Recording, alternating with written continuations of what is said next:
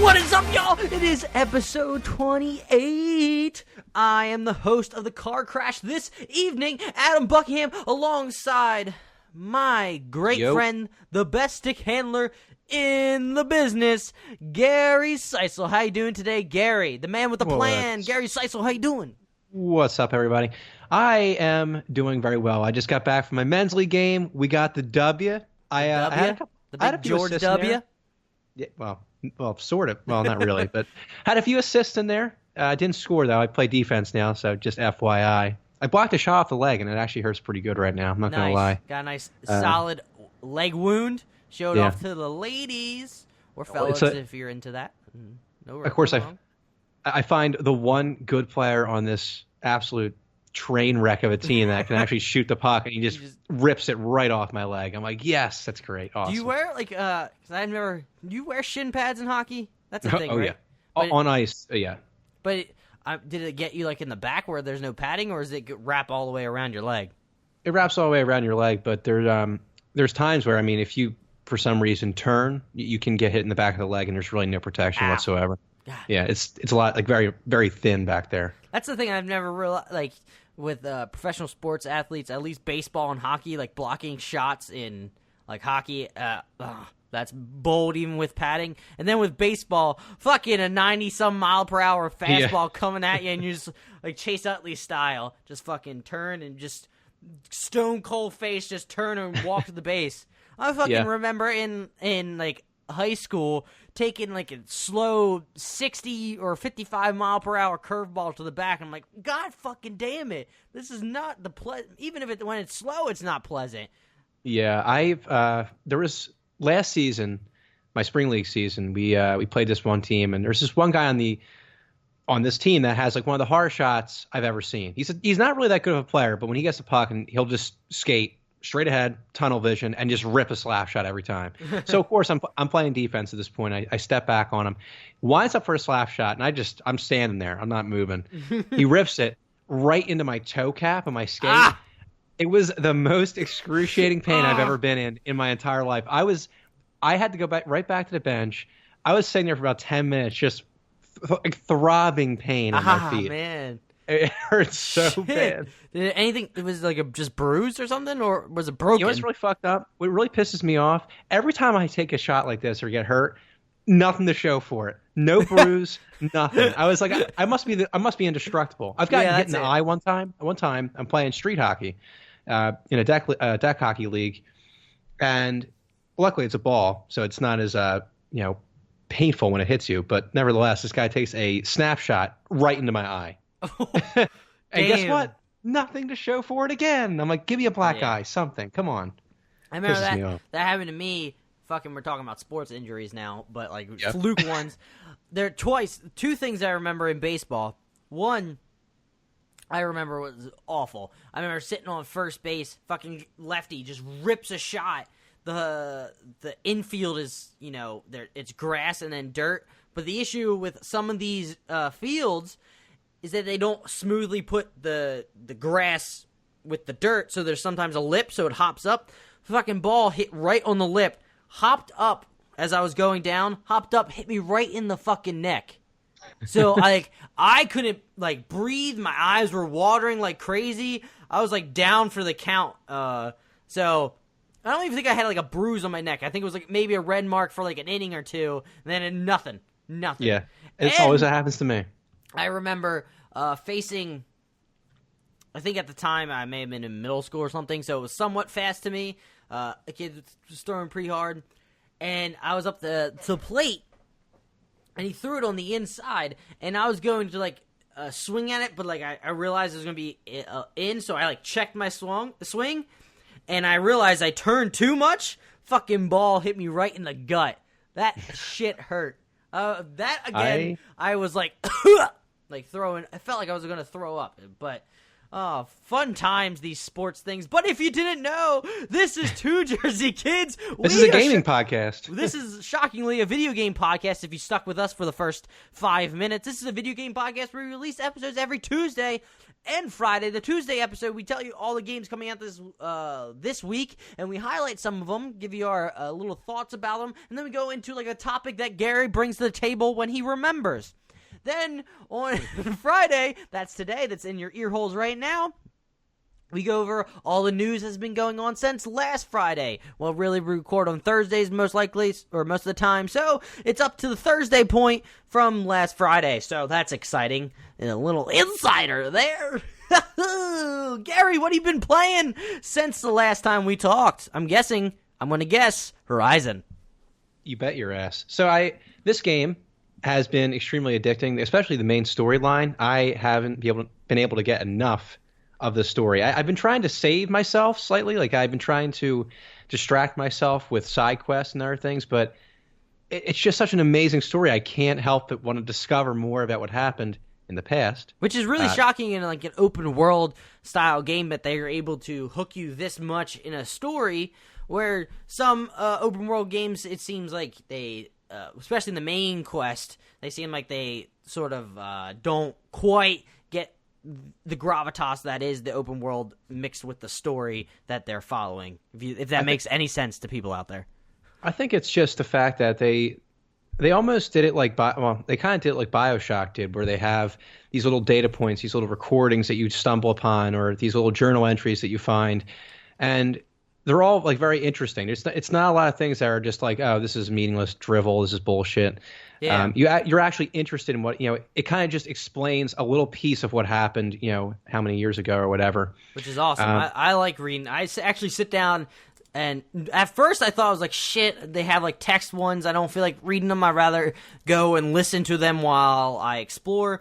But once I started reading them, I was like, oh shit, these are actually really good and fascinating. They're not too long.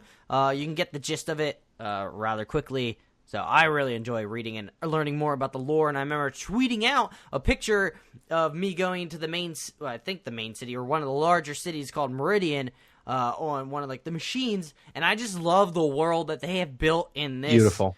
It's like dystopian society kind of mixed with like sci-fi future, and then old like tribal communities. So it has a different feel to it, which a lot of games don't have these days. It doesn't feel brand new. It doesn't feel like a carbon copy of older or other dystopian style games. This is new, which I'm really fascinated by. Yeah, honestly, it kind of reminds me, like, the beauty of the world reminds me of like The Witcher or like Uncharted. Just the attention to detail and everything. Yeah. It's amazing. But yeah, it really sucks. I can't really give anything away, obviously, spoiler-wise, because obviously you haven't completed the campaign or the main storyline yet, which I, of course, did today. I get sidetracked too much with the side quests. I just get excited when I see that they're on the way. So I'm like, oh, let me complete it. And then I go to like a camp, and then it says follow like the tracks, and I'm all the way over in Timbuktu instead of the way I need to go. But I really enjoy it. You know what I've discovered? It's really weird, but I almost have to anymore. Like, I have to focus more on the main storyline. I think that at least that's what I've discovered with this game in particular, is that when I play this game, I play the main story, and I kind of want to stick to it more. Like, I don't want to get sidetracked too much, because I feel like then you lose kind of like your purpose. Yeah. It's kind of like, oh, I'm doing another side quest. It's just, I mean, don't get me wrong, the side quests are very interesting. But. Yeah, the side quests that I've been doing, I really enjoy. They're like miniature stories in the world, where this one is just helping people do. A priest in Meridian comes to you. It's not really a spoiler because it's a side quest. Who gives a shit? A priest comes to you asking if you can help out with these 3 people who are trying to go to an area so they can grieve for their lost ones, and 2 are just as simple as taking out people. But I like the interaction that you had with the people. They tell you what happened and why they are, why they want to go there, what they want to do, why they're grieving, who they lost. And then another one is you have to talk to this old. When you get into the story, you understand the differences between like the old priests and the new priests. So you have to talk to this old priest that was around before the previous the previous era, I'll say, and he's like a grumpy old man, and you could basically talk to them, and as you see in Horizon, you have 3 choices using your smarts, anger, or heart, or compassion, basically. This time, a fucking angry old man, I'm gonna fucking tell him the business. That's what I did. I laid down the law. I dig it. See, yeah. I went with more of the compassionate responses, but I think if I played through this again, I wanted to just do like complete opposite. Be constantly like hardcore badass type. I've been doing a mix. I really like Aloy being more of the strategic thinker, and I like doing like the thought answers. And then, but at certain points, which I like about this game, it feels like you should go a different route, like not go one route the whole entire time. And I know what you mean. So more realistic. Yeah, exactly. Because people will react differently to these situations. No one person is going to be thoughtful and think through everything. Sometimes you're going to be like me, be irrational, and tell like this old white dude, this old white priestess or priest whatever, to go fuck off. That's basically what happened. I dig it. So, I've been enjoying. I was going to ask you, what have you been doing? Because we've been going on about me for a while here. I've been playing more Horizon, like you have. But I've been playing side quests. I feel like I'm right at that cusp of where the main story is about to hook me, because I'm already excited. I'm already hooked with some of the story that's going on, and I feel like I'm right there before it really takes off, and I'm gonna want to go down that road and keep playing it. However, side quests always, doing check boxes really excites me too. But I love the combat. I like everything. I really enjoy the fact that Horizon is not like an easy game where you can just go through it, take out everybody. There's times where I fight machines that I thought I would be able to handle. Like the first time I encountered these flying machines in this Glinthawks. Oh, well, good for you. But the first time I encountered them, I thought I would be able to take them out easy peasy. Didn't work out that so much, because I got attacked by them, and then these random, I don't like, stampeding ones in this area came at me, and I got effed up. So it's not an easy game, so you don't just fly through it, and it's not just like not button mashing, but muscle memory, doing it repetitively. It's not just that easy, which I really enjoy. I really like that aspect to it. It took me a little bit to really get used to the combat. I had to figure out what weapons to use at the right time. That's the thing about this game. Like, realistically, you should have like all the weapons that are available to you on you at all times. Whether it's like the hunter bow or the war bow or the sling or whatever else. You got to have them on you, because it makes some fights so much easier than they would be otherwise. Like, I remember in the beginning, I'm using my hunter bow the entire time. I'm like, wait a minute, I'm not doing anything now against anything. And, and then you realize the fire arrows actually do work pretty well against machines. And then you have your tripcaster, which you can shock them and get critical hits. And then the sling can like freeze them, slow them down somewhat. I don't know what it's called yet, because I don't think I scanned it or anything. But I encountered one of those gigantic T-Rexes in the game that are like, you saw like in the E3 demo, where they're like huge. They have missiles launching. They shoot laser from their faces. I believe it's Thunderjaw. I think that's what you're talking about. That sounds right. I encountered it the first time, and I saw there's 3 NPCs like on my side, like Karja guards, basically. So I was like, all right, I'll try to take this on, since I'll have like 4 guys helping me out. I take some shots at him, like try to get rid of the armor and everything. I take him down like a tiny bit. All the 4 guys are already gone. They're just destroyed by this machine. And I'm like, I realize I'm screwed. So I just run, and there's like a hill. So, which I thought was, it's like one of those gaming moments, which I think are pretty cool, because it just happens organically, where the Thunderjaw, I guess is what it's called, is shooting like the lasers, and it's like, I can see like behind it, they're like kicking up dust, and like a run and like jump off a cliff, basically, and like glide down the rocks and just run and just sprint away as like he keeps shooting me, and as I'm in a big open field. Pretty fucking sick, even though I got my ass kicked. This game is filled with those types of moments. It's awesome. I'm enjoying it. I also got back to today while I was eating dinner. I just played a little bit of Hearthstone. Been enjoying it now. They did a nerf, so the meta is not crazy. It's not super high tempo, aggro based, which I'm enjoying. And the reason I like Hearthstone is I just like creating like different decks and trying out weird stuff or weird shit, and that's basically it. I played it a little bit, really enjoyed it, hopped back off. But then we're 15 minutes in, and we haven't even got to your topic, Gary. This is your normal segment. What is it? Tell us. All right, let's actually kick off this whole thing. So we're going into this week in gaming. It's a little bit of history lesson that I've brought to you. Brought to you by Gatorade. Not really. There we go. Okay, so this week, back in 2010, Final Fantasy XIII released on PS3 and Xbox 360. Just wanted to give a little shout out here to Allison Lodato because we all know she's a big Final Fantasy fan. Moving on, Super Mario Smash Bros. Brawl was released on the Wii in 2008. Adam, I know you and I used to play this game all the time, and I never won against you, ever. If you played it enough, you probably would have. I wasn't that good. I did the cheap, like I was Kirby and just did the down B thing where I turned into a rock and tried to hit people. That's how I won when we would fight when I would get together with friends. That's how I would win in multi-team battles or like when I would face NPCs. But when I went up against normal players, they would easily just dodge it. And I'm like, well, shit, I'm fucked. I can't win this. Mr. Game & Watch. But Smash Bros. Melee is honestly my favorite Smash Bros. Game. They don't have like the stupid the final Smash I hate. It felt like a trump card that always came out, which was kind of annoying. Everyone would flock to it trying to get it. I just like the straight up like battles with like the goofy equipment that weren't completely overpowered. And then there was a random mechanic in Brawl, I believe, where your character would randomly slip and fall, which in like very competitive scenes, no one liked that. So that's why you never see Brawl being played in like those competitive fighting leagues themselves, where people stick with Melee. I don't know if they play with the Wii U version. I'm not sure, but yeah, that's my 2 cents. Pretty badass game. Always enjoyed it, even if it was endlessly frustrating at times. Mr. Game & Watch. Damn right. Anyway, inside joke. Moving on do we have to explain that inside joke?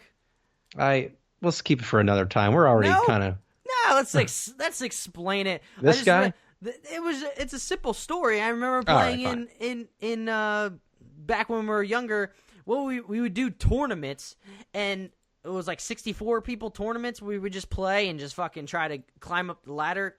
And every time there was like a character go up against Mr. Game & Watch, and Mr. Game & Watch would win. It sounded like the announcer, just because I guess he knew that the Game & Watch character wasn't that great. In my personal opinion, he always sounded like he was really confused that Mr. Game & Watch won, and it would give me and Gary a laugh all the time. It was awesome, yeah. Winner, Mr. Game & Watch. It's like always almost like questioning what the hell happened. Anyway, last thing on the list is Dragon Age 2, released in 2011 on PS3 and Xbox 360. I actually had the pleasure of playing. I can't remember what Dragon Age game it was, but I played it a little bit over my friend's house. I was one of those games I just never got to play that much of. I never bought it for some reason. Not really entirely sure why. Not many people enjoyed this, or I won't say not many people enjoy this game. It diverged from what people liked about the original Dragon Age.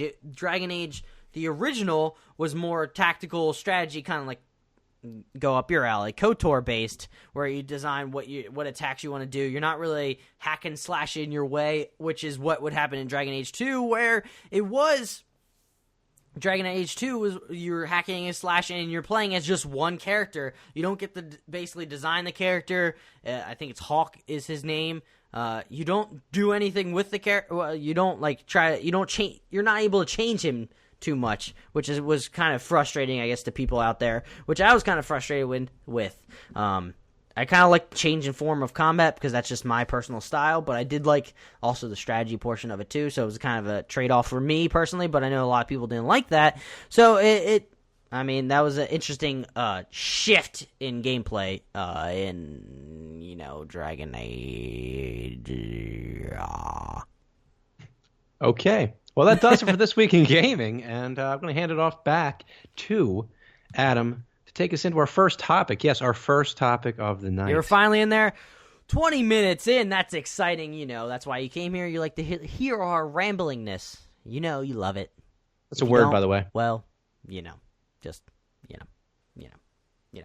But the shadow of what got me excited is last week, it was leaked that Shadow of War, Middle-earth Shadow of War, was going to be released in the summer, August 22nd, and Warner Brothers decided to release some of the gameplay trailer, which I am psyched about watching that trailer.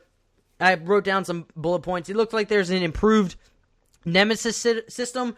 I like the idea. They showed miniature wars in different areas. So you have two different. You're leading one army trying to control or trying to siege or take over another fortress, where each fortress has their own nemesis system in it, where the top main person is an overlord that is different between every person that plays. So everybody will have a different overlord in different areas of the world, so nobody's going to get the same exact overlord. And then they basically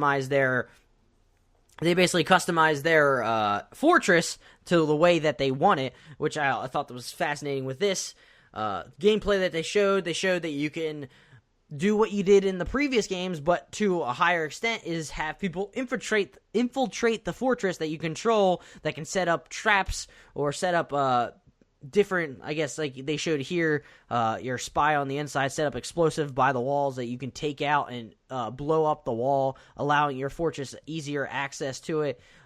It seemed, I know a lot of people seemed like it was scripted, but I remember playing Shadow of Mordor the original time I was playing it, and I felt like when I was playing it, like the actual gameplay, it felt like it was scripted. It felt like they planned this out, but there was no one had the same exact thing, so I want to give them the benefit of the doubt, because they proved me wrong in Shadow of Mordor, where I feel like in Shadow of War, if they improved on what they already had, which is the great Nemesis system, I feel like they can improve on it and make these genuine moments happen in the game. They didn't. I also, when I was watching another video where they were talking over Giant Bomb, they actually went to see this being played. It wasn't like the cut down version that it was in this.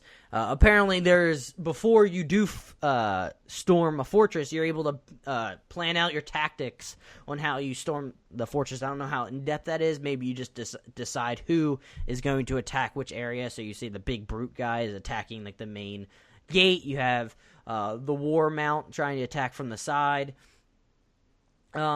And the one thing that still stands out to me is that the combat still looks amazing. Great bow action, great Batman-style combat with the sword. Obviously, in the gameplay, because they're able to, they had unlimited life. They weren't getting hurt at all. And they also had unlimited executions, but it still showed you the fantastic nature that is this combat and the dynamic that goes on. I fucking loved when you were able to like take out the first, I guess, warlord holding the tower, where he knocked him off the edge, and then all of a sudden he cheats death and comes back and is about to kill you, but then your spy on the inside takes him out. I thought that was fucking rad. That seemed like that was scripted, but again, I'm giving them the benefit of the doubt because their Nemesis system in the previous game was awesome, so I feel like if they improved on what they already had, I think this seems right up their alley. Gary, I sent this gameplay to you.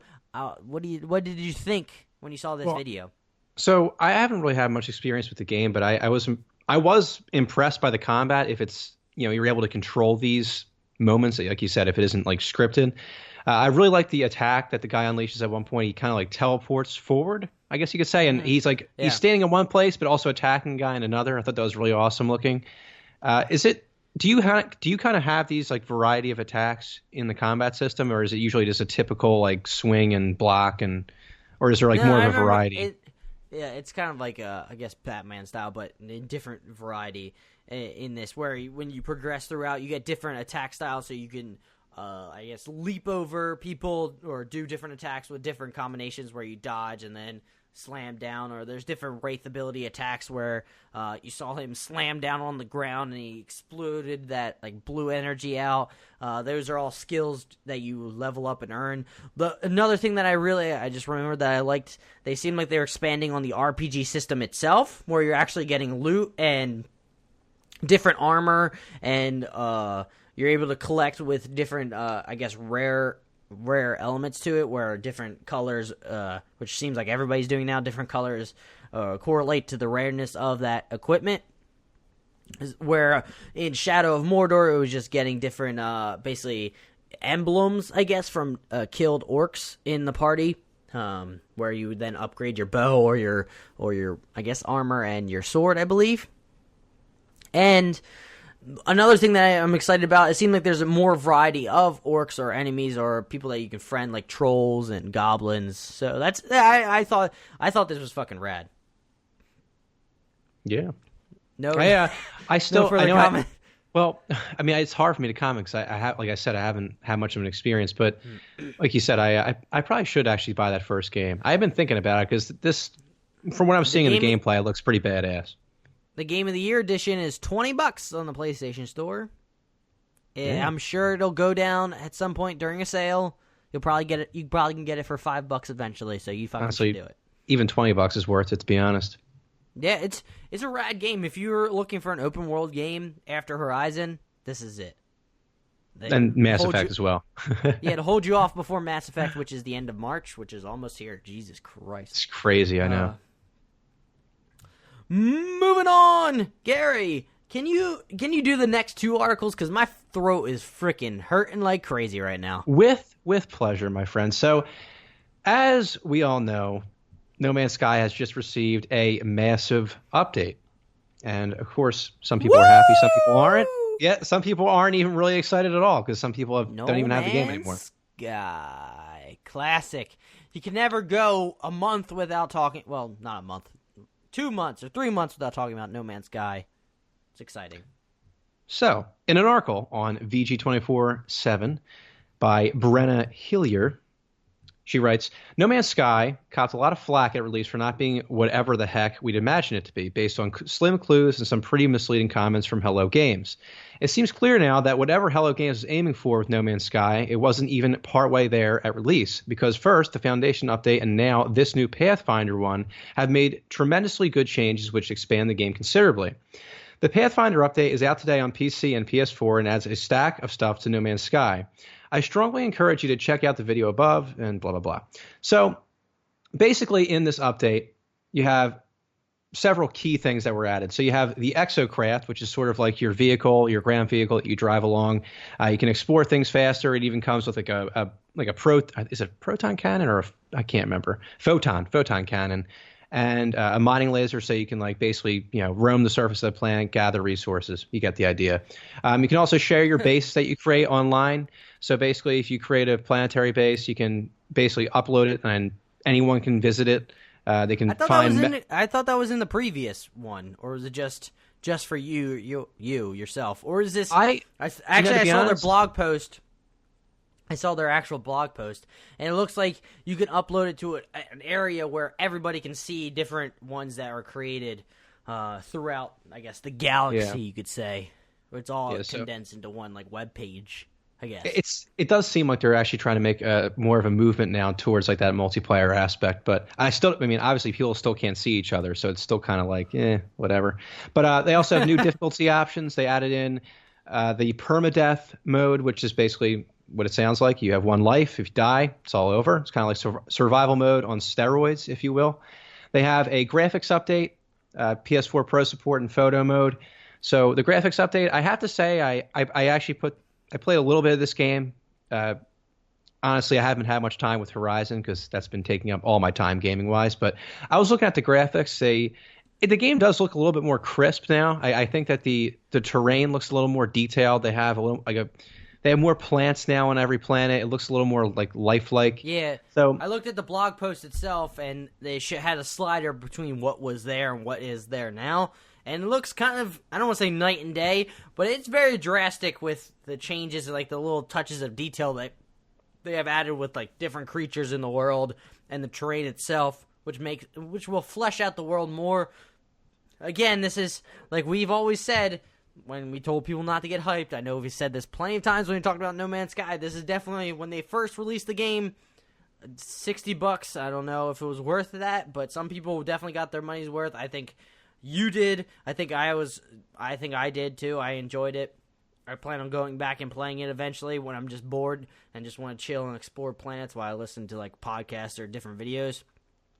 But this is definitely, like we said, it's a foundation that they started, and now they're building on it and building on it. Maybe one day they'll get back, people will come back, and people will love it. Yep. And basically, continuing on, they basically brought back, so basically specialization and changes to ships. So as they explain here, Hello Games has diversified No Man's Sky arsenal of ships and weapons to favor a particular specialization. This allows you to specialize for your preferred role, but you can also purchase multiple ships to store in a freighter, allowing you to switch between roles with ease. Ships will also be rated C, B, A, or S in ascending order of quality. And when you buy a new ship, you can trade in your old one to save a few credits. There are several new weapon types available too. I think with the weapon types, from what I was saying, they have weapons that do like more damage, close range, mid range, long range. So you have like those options available to you.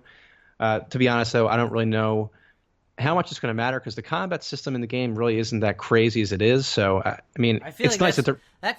That's one thing they still need to fix is the smoothness that is the first-person aspect of the game. It's really sluggish. That will change a lot of people. Yeah, I feel like if they get tighter controls with No Man's Sky, less floaty. I feel like that is definitely one of the things that will bring me back to it personally because I like solid, tight gameplay itself. That's what keeps me in a game. That's what makes me excited. If something feels right, feels good, then I'm happy to play it. Hell yeah. And the next two. So we have new traders. So basically there's new currency in the game called nanite clusters. There's also new blueprints. Yay, everyone's excited. There's also new blueprints available. I think it's basically, they're like trader blueprints basically like when you're building things, like if you want to buy, at least in my experience, I think I could buy like a biodome. And it's basically a structure that you need to acquire a blueprint for. Once you do that, you can build at your base. I believe that's how it goes. Last but not least, they have new base building content. Like I just said, there's a lot of different things available. I know one of the things that I thought was kind of cool is the fact that one of the doors now you can install in your base is it's called a hollow door. So basically you put it on and it's not really a door. It's more of like a force field that you can pass in and out of. It's kind of cool. I mean, for what it's worth. But basically, that's pretty much the update. It was a pretty big update, 5 gigabytes worth. Thought it was pretty cool. Yeah, it was that's intense. Hefty. It's funny that this update I think takes up more space than the actual game itself. I think it was like 3 gigabytes that this game actually was. Yeah, the one thing that I did see on their blog post, which makes me super pumped, is that they don't have that loading like select button. So whenever you try to select something, it would load. When you were trying to move things over, that's the one thing that really annoyed me. That's one thing in Horizon, their UI, they do the load select. I know. The shit out of me. I just want to click X. Well, I don't know what that. What's really funny? You didn't see it at all before Destiny, and I don't know why that all these games are kind of copying that. That's the first thing I recognized with No Man's Sky. I was like, why is the UI like Destiny? I didn't really like it in Destiny either. Why do I need it in this game too? Like, it makes no sense. It doesn't really make sense to me. I don't know why that happens. But basically, that's the update for you. Like I said, 5 gigabytes, pretty big update. I mean, it took me about 20 minutes to download. But on the other hand, I have to say something. Okay, so I was saying that beforehand. I'm going to say it again. So, despite all the mistakes they made, I have to say I'm kind of impressed with their commitment to the game. They had, obviously, that long drought where they weren't talking to anybody. That was wrong. We all know it, okay? They made mistakes. But these people, it's like I looked at the article for this update, and you would think that Hello Games, murdered all these people's families. It's amazing. They're like, oh, this game still sucks. Oh, this game disappointed me. It's like, oh yeah, we know, dude. We know it disappointed you. We know it burned your house down. We got it. Okay, it's in the past. Let's just be excited that they're actually making an attempt to make this game good. I just, oh my god, people are just terrible. It's just like the game didn't meet your absurd expectations. All right, that's what happened, and that's why you're so butthurt about it. Just, come on. Put your anger beside you and actually appreciate the work they're putting in. That's all I'm saying. That's my speech. Preach. But anyway, Adam, if you have nothing more to add to this particular topic, I guess we can move on into the new Destiny. Two games that people despise for various reasons, but that's why I made you read them. Yeah, I'm very hated by many people, but basically Destiny has been in the news recently because Destiny 2 is obviously coming out I think later I think in the fall. So basically the whole thing with this game the entire time is that there's going to be sort of like a character progression. So basically you could take your character along with you throughout how long I guess Destiny lasts. I know there was supposed to be like a 10-year plan in place where your character would carry over into Destiny 2, 3, 4, 5, 6, whatever. So basically this next article plan my ass. Yeah, well, I think that Activision's 10-year plan to try to grab all your money. I think it was kind of taken out of context too. I think it was kind of taken out of context too. I don't really think I don't think there was actually really like a 10-year plan. I think that was kind of twisted words, so to speak. But anyway, in this article that we found on Eurogamer.net, written by Tom Phillips, basically they talk about the fact that your Destiny character right now in Destiny 1 is not going to actually carry over into Destiny 2. So all your player progression, all your weapons, your armor, all your loot is not actually going to carry over. But what will carry over is obviously your gender, your looks, and basically like stuff like that, cosmetic things, nothing that really matters, I guess you could say. So I know some people are upset about this. They feel like all that work they put in is for nothing. Me personally, playing the game for as long as I have, I don't really give a shit because frankly, this has been going on now for a while. With each DLC they've released, with each expansion, they basically said goodbye to various weapons, various armor pieces. So it's not like this hasn't happened before. So I know, as they say here, I think let's see. Yeah. So basically, as Bungie says, I personally agree with this. We believe this is the best path forward. It allows us to introduce the major advancements and improvements that all of us expect from a sequel, ensuring it will be the best game we can create, unencumbered by the past. We're looking forward to sharing more details with you later this year for how we'll honor your legacy in the future. So I agree with them. I think that this is a good decision on their part. Let's be honest. Destiny, this version of the game, it disappointed a lot of people, and frankly, the release was a complete disaster in many ways. So I don't really think it's a bad thing that they're deciding to leave the past behind. But so that's basically it for, yeah, exactly. So that's basically that for Destiny 2 there, the character progression thing. But basically, on a side note, I guess in a way to send off Destiny, they're coming out with this thing called Age of Triumph, which is kind of like the final event that's going to be happening in Destiny 1, where they're basically bringing back all the old raids, Vault of Glass, Crota's End, and King's Fall. They're basically bringing them back. They're bringing them up to the current light level, which I believe is, it's 400, but I think they're bringing it into 390 plus, or at least the gear you're getting is going to be 390 plus.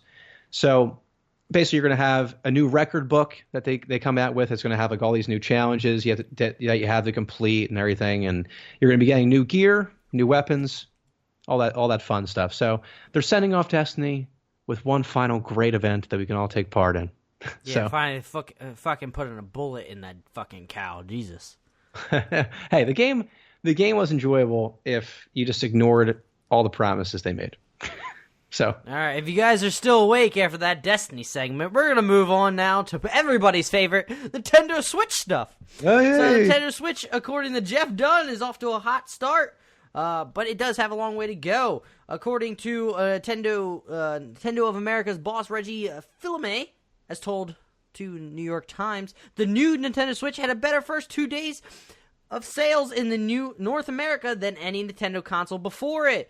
Meanwhile, gaming mag Fitsum reports that the Switch has had an equally solid, bet not record-breaking start into Japan, while Game Industry Biz says the machine has had a decent debut in the UK as well. Given that the Switch is launching in March, and given that it only has one real must-buy game to start, these are all positive signs.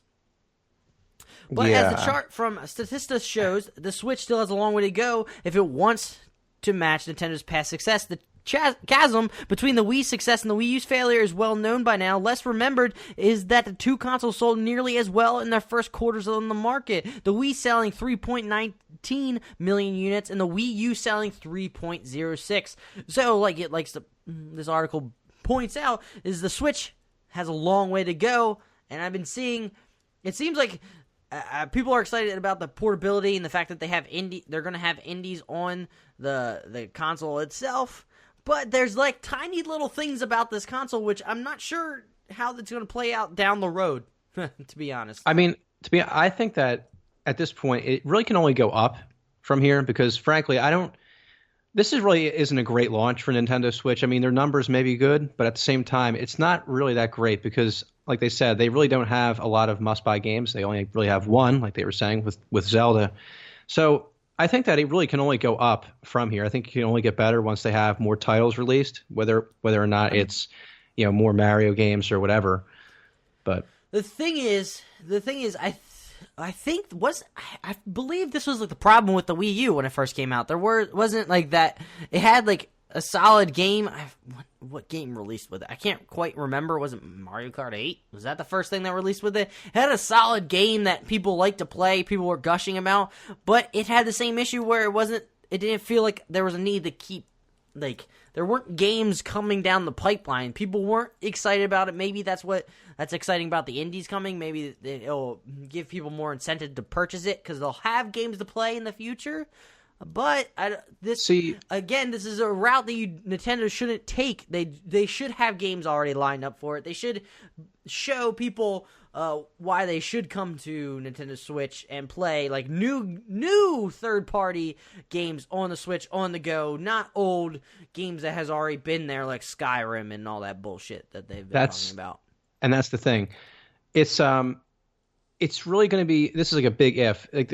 The only way that Nintendo Switch gets better and does better sales-wise and attracts people to buy the console is if they come out with meaningful games, kind of like Zelda. If they can make another, a game like Zelda, obviously, it was given a 10 out of 10. You're not going to get those types of games all the time. But if they can make more games, if they can make more games like Zelda that are exclusive to the Nintendo Switch that people want to play and that are great games, that's what's going to bring people to the console. It's not going to be, like you said, like the Skyrim games or games that you can also play on PlayStation and Xbox. They're going to have to come out with really good exclusive games that are going to draw people, in my opinion, personally. But I thought previously you stated you want them to have those third-party games coming to the system itself. Well, yes, and that's a good. It's definitely a good thing for them. But at the same time, in order to attract more customers to them, you're going to have to make games that are also they're going to be exclusive to Nintendo. They're going to be quality. But they do that. They have the Mario games, but you shit on the Mario stuff all the time. And they do that well. They do that well. But what I'm saying is there's other games that they need to release besides those games.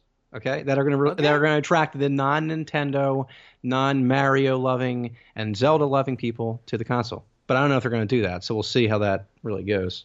It doesn't seem like Nintendo. I hope they do well, but I do hope they do well because a good Nintendo, healthy Nintendo, is good for the industry, as I keep hearing, and I think it's kind of true because they are innovators.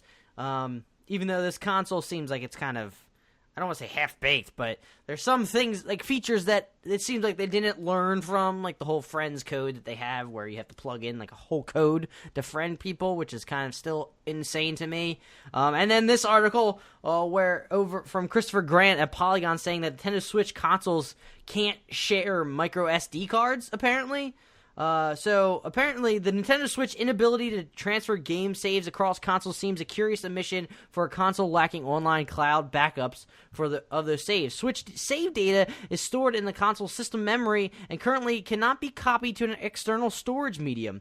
That starts to make more sense once you realize you can't switch consoles with your SD card. If you remove a micro SD card from a Switch and pop into a different Switch, you're greeted with the following warning. The micro SD card is being used by another Nintendo Switch console or was used on this console before it was initialized. Delete the Nintendo Switch data on the micro SD card to use it on this console. Save data, screenshots, and other data not related to Nintendo Switch won't be deleted. You can remove the micro SD card if you don't want to use on this console. Me personally, I don't get why that's a thing. I remember like back PlayStation 2, Xbox 360 era, you can take your, save data to other consoles and plug in the memory card and you can use it. That seems like an old idea that should be universally a thing now, which I still don't get why that's not a thing. Even like the 360, which baffles me. I remember... not baffles me, but I remember the 360, you could put your actual Xbox username, your ID, on a memory card and go to another Xbox console that was connected to Live, plug your memory card in, and you could sign in as your person, which fucking blew my mind. Yeah. But yet, Nintendo's Genius, still struggling with that. Yeah, I really don't understand this. And as Green Jerk, guys, he comments actually saying that basically, if his console fails for any reason, if it breaks or whatever, he would lose all his progress in Zelda. He wouldn't be able to play it anymore. He couldn't obviously transfer that data. Like, what is the point of that? It's kind of like, against your customers. Like, it's very, it's just, it doesn't help anybody out, So it's pretty puzzling. What happens if there's a defect in the Nintendo Switch you get and you're playing Legend of Zelda for a little bit, and then all of a sudden it just breaks because of a random defect? I don't think they're going to restore your save data, and unfortunately you'll get dropped all the way back, which is kind of unfortunate. Even though it seems like, I don't know. I feel like some people, especially the games media, they're still, like, it seems, from what I'm seeing, like, on Twitter, seems like, they're giving a nice spank of the monkey to this console. Some of them, at least. I just keep seeing tweeting pictures about them playing it on, like, the plane ride and... long plane rides and while they're traveling, and I just want to say what's going to happen when Legend of Zelda is done and over with. What are you going to do? Exactly. I think it's like the honeymoon period. Like, you get that console, you have a really good game to play. It shows the potential of what the console could be. Yeah, it shows the potential of what the console could be. But once you play through that one game, you get your 30 hours, 40 hours of playtime. You're suddenly standing there with a console with no other games. So it's like, I don't know. Call me the Nintendo hater, but I think I use logic here. I'm kind of on your side right now, so you kind of swung me over a little bit. Everyone's joining the Nintendo influence hater cult you started, Gary. But speaking of games that are going to be launched, Elder Scrolls Legends launches on PC today. It's also coming to tablet soon. So if you didn't know, Elder Scrolls Legend is a free-to-play collectible card game in the far-reaching Elder Scrolls series. This is an article written by Justin Hellward over at GameSpot, just by the way. I'm not really reading what he says, but it's exciting because it seems like it's kind of like from what the gameplay looks like, it leans more towards Hearthstone than like Magic games themselves, where it seems like you have a mana uptick every single turn, and you can play different cards, which I like that system more than Magic. I don't mind Magic, but it seems I like the simplicity that is Hearthstone, with just you constantly gain mana over time and play more powerful things. But apparently he gives actually a list of different launch points, I guess, or not milestones, but different portions of what's going to be released. So March 23rd, you're going to have the global iPad launch. That's where I think they make their bread and butter. That's why I think where Hearthstone actually shined was it's good on the computer, but I think when they brought it to mobile market, like the iPhone or the iPad, that's where they really hit their stride, because you got a lot of people just with their iPad able to play it wherever they are, especially me when I was a college kid and didn't want to pay attention to like the stupid core classes that I'd take. Pull that bad boy out, play some Hearthstone for English an hour. Comp 2. Nice. Then you have April 5th, the Fall of the Dark Brotherhood expansions launches. Then apparently just in April, a global Android tablet launch. They don't give a specific date. In May, Twitch integration, spectator mode, and gauntlet mode.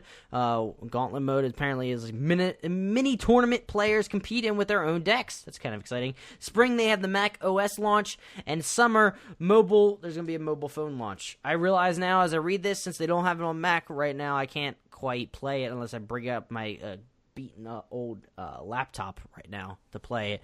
So maybe I'll just wait till it comes on iPad and check it out and maybe give it a go. Because I always like new card games and trying them out and building new decks, which that's why I like Hearthstone, which I said earlier. So I'm repeating myself. I know you guys are going to get tired of me. Move on! I got to open up the article now, Gary. Rime comes out in May. It cost £10, because this is a Euro gamer, so they do pounds. Fucking Englishmen, Jesus. Cost £10 more on Nintendo Switch. Everybody use dollar. I'm just kidding.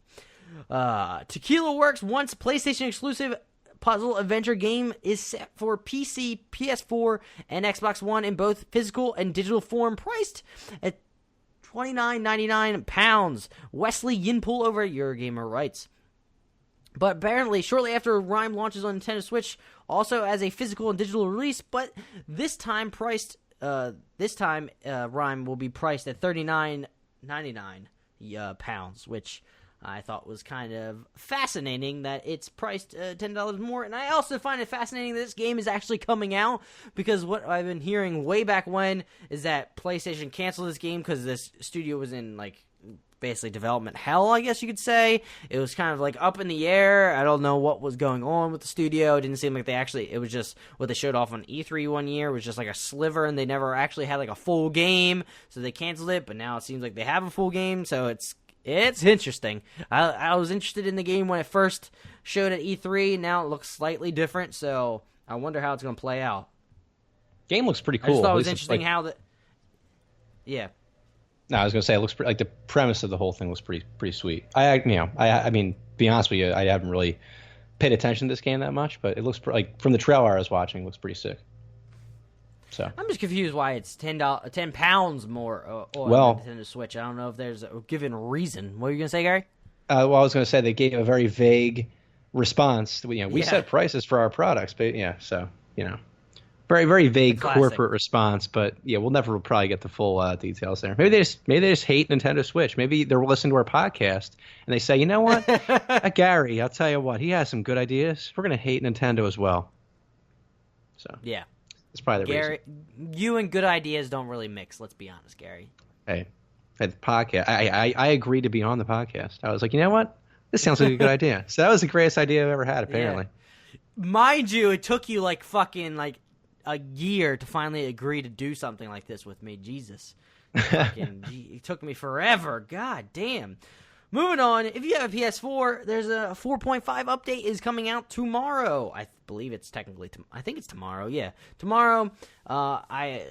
Here's everything if you want to know. There's going to be an external hard drive for 4.5 where you can actually plug in and you go to the settings and you can change things to an external storage. There's going to be PSVR improvements.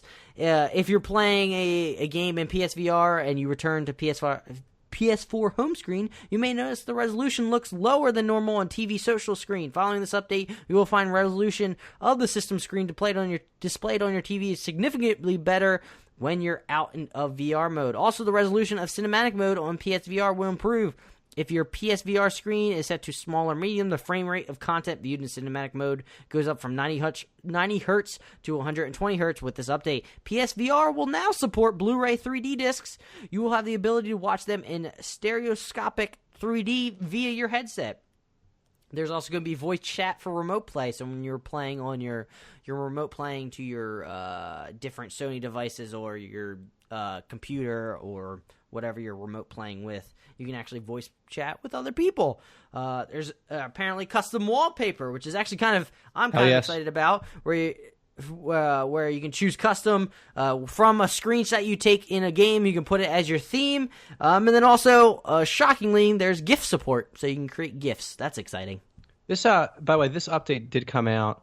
It actually came out early Thursday morning for me. I actually downloaded it today. Well, this fucking article is wrong with the today. Actually, it's probably just because it came out, Yeah. I accidentally said today. But it's by the PlayStation blog, by the way.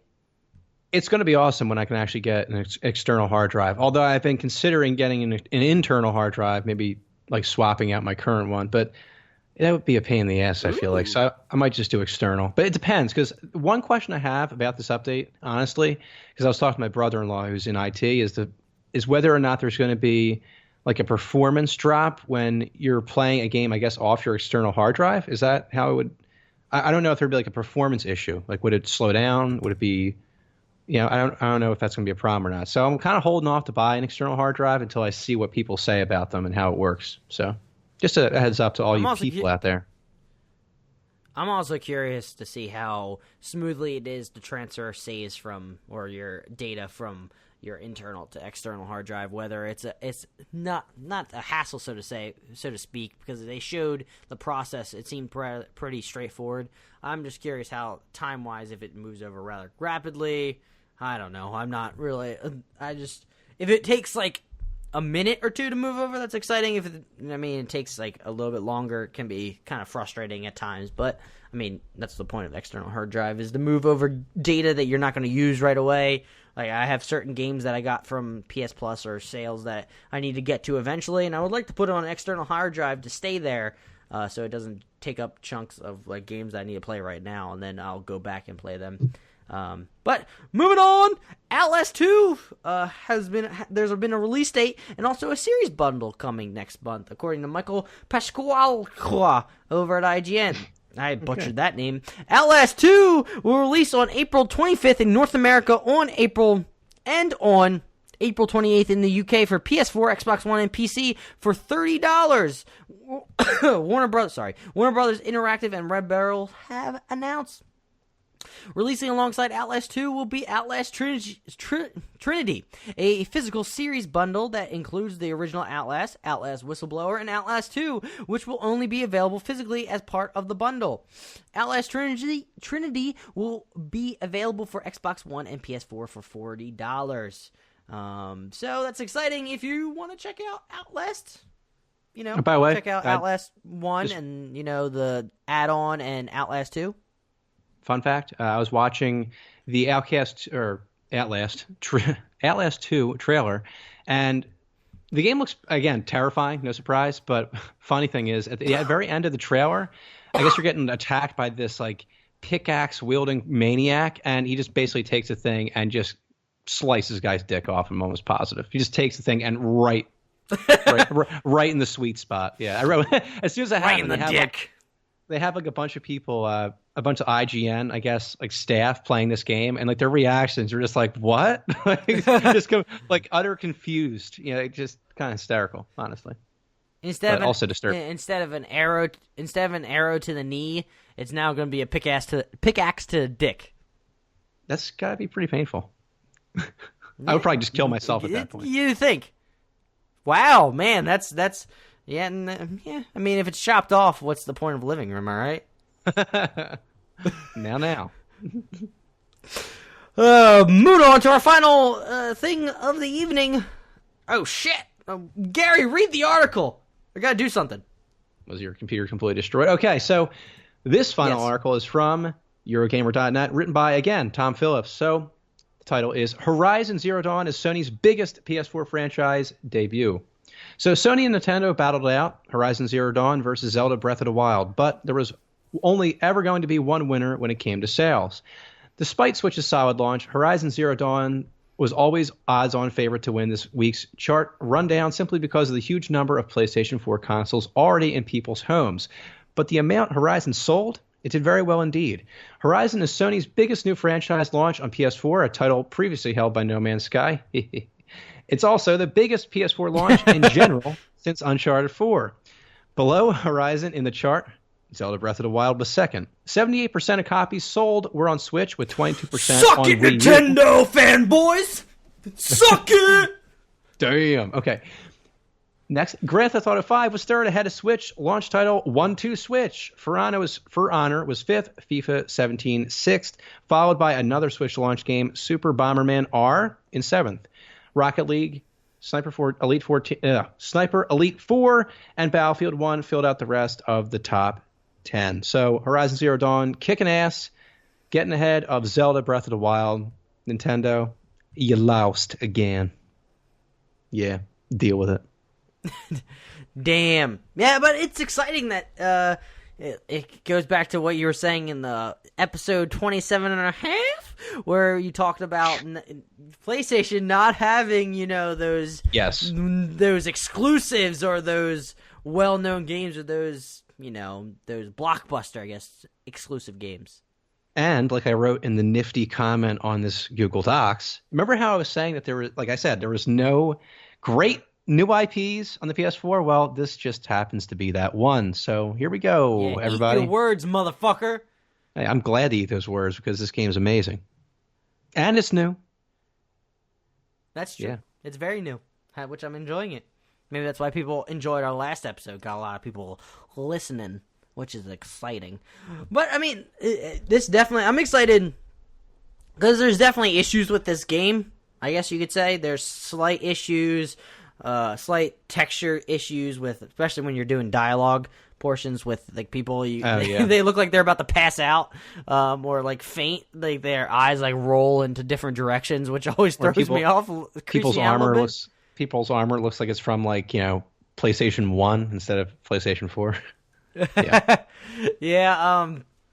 I want to go that far that it looks like PlayStation 1, but no, there was a time where like the texture was so it wasn't even. There was like no detail. It was just like red, white. It was just kind of hysterical looking. Yeah, and I experienced some glitches with the game itself. Some of the traversing can be a little frustrating. Some of the guard like bandit AI can be a little like they're just basically dumb. Like they're like, "What's that?" And then they just go to walk away, like classic video game style. But that's to be expected. So I'm excited for when Guerrilla gets another crack at, or not another crack, but gets to do a sequel to Horizon and tweak and fix these other minor issues that I guess would take it from like what a lot of people are giving like 9.5 like scores to like a masterpiece of a 10 out of 10. 10 out of 10. Me personally, I like Horizon. I would like to play Horizon more than Zelda, because I was never a huge Zelda person myself growing up. So I would choose this over Zelda. But it looks like, from what I'm hearing, Zelda Breath of the Wild is an awesome game, especially to play portably. But again, I like the world that is built here. I like the photorealism. I like the beautifulness. Not saying Zelda's not beautiful, but it's beautiful in a different artistic aesthetic style. So I don't know. I think Sony definitely has a winner on their hands with this. They had a winner with Bloodborne. Now they actually have a mainstream, I think, hit with Horizon, and everybody knows now what Horizon is. And you also have a new franchise, new character, Aloy, who's a fucking badass. Right on. Couldn't say it better myself, honestly. Hey Gary, we actually finished the episode, or got through all our topics in a normal time. I said oh shit because I didn't get a golden cartridge, but they didn't have like a featured article that I could do. But shout out to them, which we like to do. Shout out to the golden cartridge. Ryan Donovan over there has his own website where he highlights certain crowdfunding going on and other smaller games being developed, and with like sometimes announcement trailers, throws in some little comments that he has. I like the website. It's a very good use. What's the word I'm looking for? Source. There it is. Very good source of information for if you want to check it out. So go check out goldencartridge.com. It's a very good website, I believe. Personally, I don't know about what you guys think, but I like it, so deal with it. But Gary, before we go, do you have anything to say? Anything you want to talk about? Well, I was very pleased to hear about our download numbers this morning that you were talking about earlier. We got like triple-digit downloads in one day, which is pretty awesome. It's a milestone for us. I don't know why, but we did. Thank you, guys. Well, it can't be the fact that we're doing a decent job, right? But yeah, that was awesome to hear and everything. But other than that, I'll be back here again, obviously on Friday for our next news episode. I'm going to be playing a little bit more Horizon, I guess, to end off the week. Maybe gear up a little bit for Mass Effect Andromeda, which is crazy enough, right around the corner. But other than that, I'll be seeing y'all on Friday. And Adam, still not a lot of hype. It seems like not a lot of hype for Mass Effect Andromeda. It's not a bad thing, Can kind of just the game can kind of be its own. Game needs to be its own thing now because it's getting away from Shepard. So you got to kind of just approach it with an open mind. It's something different.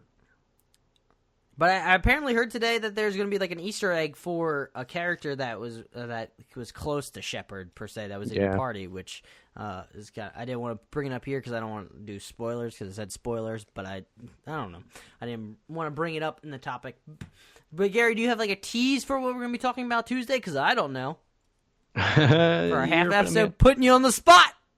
Frankly, I actually still have to look up. I have to create more topics. I have some written down in my Google Docs, but I got to come up with some different ones, more provocative ones. So you're gonna stay tuned. I'll actually post something on Twitter probably within maybe a day or two of the actual episode coming out. So I'll be thinking about it. And remember, you can tweet us at 2JerseyKids if you want to submit a topic for that show, or 2JerseyKids@gmail.com if you want to email us more privately. We'll talk, have a discussion. It'll be a grand old time. We still need to do more interview podcasts, which I enjoyed doing them. But unfortunately, right now, with storage space and us going longer on some episodes, that we don't have the storage space, unfortunately, to interview people, which I'm sorry about. I know we've mentioned that we want to do it. We really do. Maybe eventually we'll get to that point where we have more storage space that we don't have to worry about it, which I hope we get to.